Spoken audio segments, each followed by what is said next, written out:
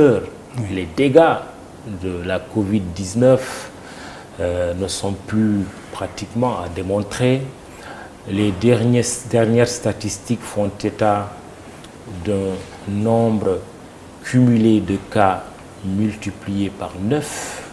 En une semaine, on a eu presque une centaine de morts. Je parle du Sénégal, Delta, Ebola, Sida. Vous avez mené des travaux de recherche ou même directement travaillé sur la riposte aux maladies émergentes ou réémergentes, y compris sur la pandémie de la Covid-19, notamment au centre des opérations d'urgence sanitaire, COUS, et sur le terrain à Touba au début de la première vague, et dans des districts de la région médicale de Dakar. Quelle est la particularité du point de vue socio-anthropologique de cette maladie appelée Covid-19? Merci beaucoup. Vous me permettez d'abord de m'associer aux condoléances à l'endroit de la famille et des supporters du Tigre de Fass et de Abdoulaye Dia. Ouais. Je vais les utiliser comme des métaphores. La métaphore du tigre, je me réfère à Soyinka, il ne se pavane pas dans sa tigritude. Il bondit sur sa proie et la dévore. Ouais. Nous avons besoin d'une société qui a besoin de bondir sur l'épidémie et de l'éliminer. Oui. Et c'est quoi la particularité de cette maladie particularité comparée à Ebola, au sida que vous avez pratiqué? Oui, d'abord l'amplitude. Nous avons une maladie, une épidémie, à la fois du point de vue mondial et du point de vue local, qui touche un grand nombre d'individus. Et les variants se font de plus en plus contagieux et on ne voit pas le bout du tunnel.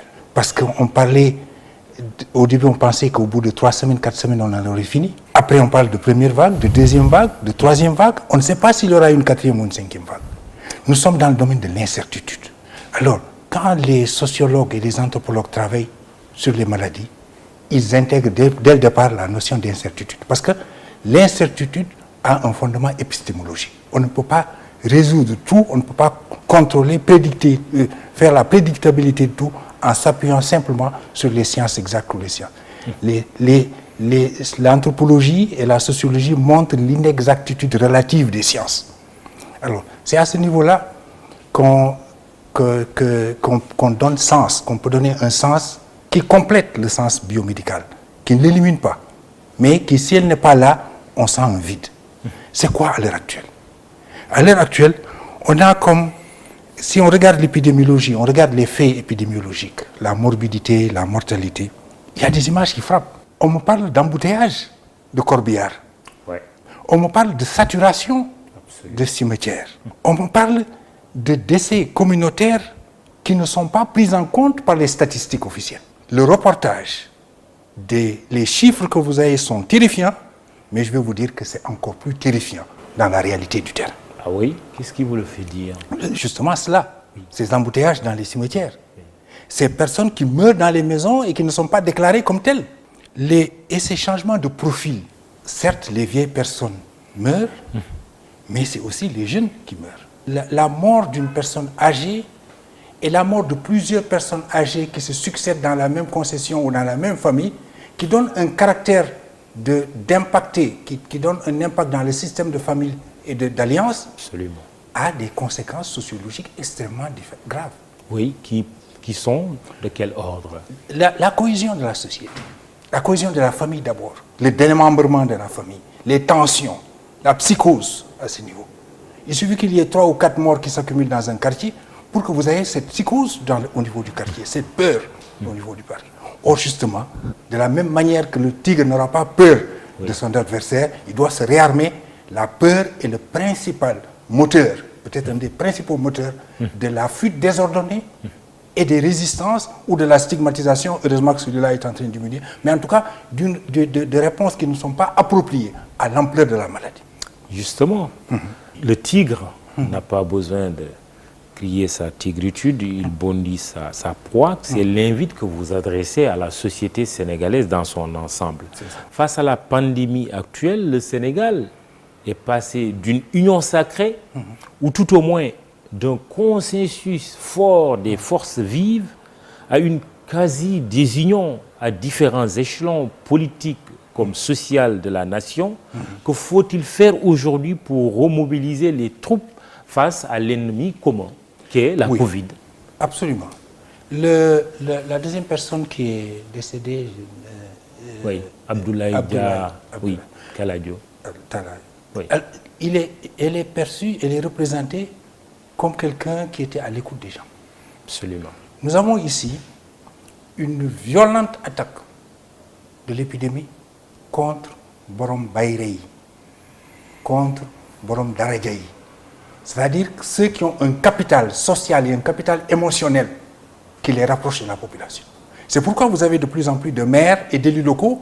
Ça a été le cas de la première vague, mais c'est aussi le cas en ce moment au niveau de la troisième vague.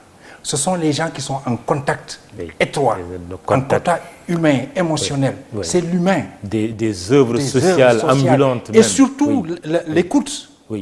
Un maire qui ne va pas se rendre dans les funérailles, qui ne va pas présenter ses condoléances, peut-être dans le cas de Covid c'est différent, on va voir comment négocier tout cela, mais ce maire-là, il a beau dépenser son argent, les gens ne voteront pas pour lui, parce que c'est l'aspect empathique, c'est le capital d'empathie qui est mis ici en relief, et qu'on a retrouvé d'ailleurs, ce n'est pas le propre du Sénégal, ça a été l'une des principales armes d'Obama quand il a gagné les élections.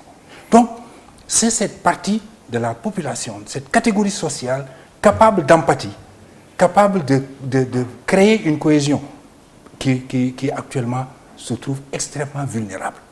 Alors, c'est vrai qu'au début, il y a eu cette union sacrée. Oui. Ensuite, bien avant la fin, le politique ou le discours politicien s'en est mêlé. Alors, dans la lutte contre les épidémies, dès que le politique prend le dessus, et quand je dis le politique, ce n'est pas seulement le pouvoir, c'est aussi le pouvoir et l'opposition. Dès qu'on utilise une épidémie pour obtenir des gains politiques des deux côtés, nous avons un rapetissement, nous avons une décrédibilisation du discours, parce que dès que vous dites quelque chose, on dit « Ah, c'est parce que Fingafar, vous êtes aligné ». Et c'est ce qui se passe aujourd'hui. Alors que justement, le discours technique, le discours scientifique est un discours qui cherche une neutralité par rapport au camp politique. Et un. De deux, pour avoir fait le Nord Kivu, en zone de guerre, et avoir fait les pays qui ont souffert du traumatisme des guerres et des tensions politiques, je sais que la politisation d'une épidémie conduit vers une catastrophe. Donc, si on peut demander aux acteurs politiques une sorte de trêve, on va régler nos comptes après. Mais pour le moment, on a besoin de l'unité de toute la société, quelles que soient les identités politiques, culturelles ou sociales. Mais comment